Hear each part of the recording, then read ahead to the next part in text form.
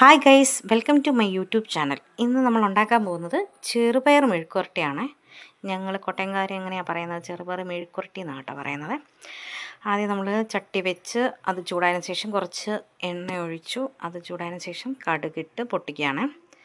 അത് പൊട്ടിച്ചതിന് ശേഷം നമ്മൾ ഇതിൻ്റെ അകത്ത് ഇടാൻ വേണ്ടിയിട്ട് ഓൾറെഡി കുറച്ച് ഇത് വെളുത്തുള്ളിയും കുരുമുളകും ചെറിയ ഉള്ളിയൊക്കെ ചതച്ച് വെച്ചിട്ടുണ്ടേ. അത് ഈ എണ്ണയിലിട്ട് നമ്മൾ നന്നായിട്ട് വഴറ്റുക. നമ്മൾ പയർ ഓൾറെഡി പുഴുങ്ങി വെച്ചിട്ടുണ്ട്. അതിൽ ഇച്ചിരി ഉപ്പും ചേർത്ത് പുഴുങ്ങി റെഡിയാക്കി വെച്ചിട്ടുണ്ട്. അപ്പം കറിവേപ്പിലയും കൂടി ഇട്ട് നന്നായിട്ട് ഒന്ന് ഇളക്കണം. അതിൻ്റെ ആ ഒരു ബ്രൗൺ നിറം മാറുന്നത് വരെ നന്നായിട്ട് ഇളക്കി കൊടുക്കും. അത് നന്നായിട്ടൊന്ന് റെഡിയായതിന് ശേഷമാണ് നമ്മൾ പയറിട്ട് കൊടുക്കുന്നത്. കണ്ടോ, ഇനിയിപ്പോൾ നമ്മളതിൻ്റെ അകത്തോട്ട് ഇച്ചിരി മുളക് പൊടിയും ഇച്ചിരി മഞ്ഞൾപ്പൊടിയും കൂടെ ചേർക്കും. അപ്പോൾ നമ്മൾ കുറച്ചൊന്ന് തീ ഒന്ന് കുറയ്ക്കണം, അല്ലെങ്കിൽ ആ മുളക് കരിഞ്ഞു പോകും കേട്ടോ. അതുകൊണ്ട് പെട്ടെന്ന് തന്നെ തീ കുറച്ചിട്ട് അത് നന്നായിട്ടൊന്ന് മൂപ്പിച്ചെടുക്കണം. കരിഞ്ഞു പോകരുത്, കരിഞ്ഞു പോയാൽ അതിൻ്റെ ഒരു ചൊവ നന്നായിരിക്കത്തില്ല.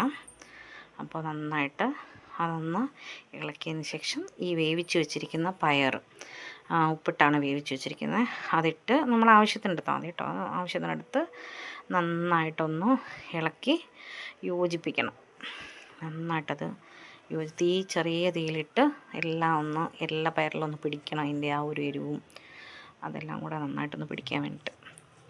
പിന്നെ ഈ വെളുത്തുള്ളിയൊക്കെ ചേർക്കുന്നതുകൊണ്ട് ഈ ഗ്യാസിൻ്റെ പ്രോബ്ലം ഉള്ളവർക്കൊക്കെ നല്ലതായിരിക്കും. വെളുത്തുള്ളി ചേർത്ത് വെച്ച് കഴിഞ്ഞാൽ ഗ്യാസ് പെട്ടെന്ന് വരത്തൊന്നുമില്ല. ചിലവർക്ക് പയർ കഴിച്ചാൽ ഗ്യാസിൻ്റെ ബുദ്ധിമുട്ടുകളൊക്കെ ഉണ്ടാവുമല്ലോ. അപ്പോൾ നമ്മളിങ്ങനെ ചെയ്യണം. പിന്നെ ഇത് തേങ്ങ ഇട്ട് തോരൻ വെച്ച് കഴിക്കുന്നവരും ഉണ്ട്, പല ടൈപ്പുണ്ട്. ഇപ്പോൾ നമ്മൾ തേങ്ങയൊന്നും ചേർക്കാതെ മെഴുക്കുവരട്ടിയായിട്ടാണ് വയ്ക്കുന്നത് കേട്ടോ. ചതച്ചിട്ട് ഉള്ളിയൊക്കെ ചതച്ചിട്ടാണ് നമ്മൾ ചെയ്യുന്നത്. ഇതിപ്പോൾ നമ്മൾ നന്നായിട്ടൊന്ന് ഇളക്കി യോജിപ്പിക്കുകയാണ് ചെയ്യുന്നത്. എല്ലാം എരിവും വെളുത്തുള്ളിയും കുരുമുളകിൻ്റെ ഒക്കെ ടേസ്റ്റ് എല്ലാ പയറിലും പിടിക്കാൻ വേണ്ടിയിട്ട് തീ കുറച്ച് വെച്ച് നന്നായിട്ട് ഇളക്കിക്കൊണ്ടിരിക്കുക. നന്നായിട്ട് ഇളക്കി യോജിപ്പിക്കുക.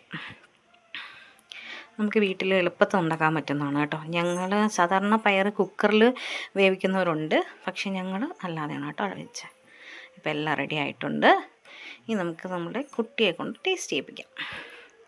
എൻ്റെ തങ്കുവാണ് ടേസ്റ്റ് ചെയ്യുന്നത്. ടേസ്റ്റ് ചെയ്തിട്ട് പറയും സൂപ്പർ. ചാനൽ സബ്സ്ക്രൈബ് ചെയ്യാത്തവരൊന്ന് സബ്സ്ക്രൈബ് ചെയ്ത് സപ്പോർട്ട് ചെയ്യണേ.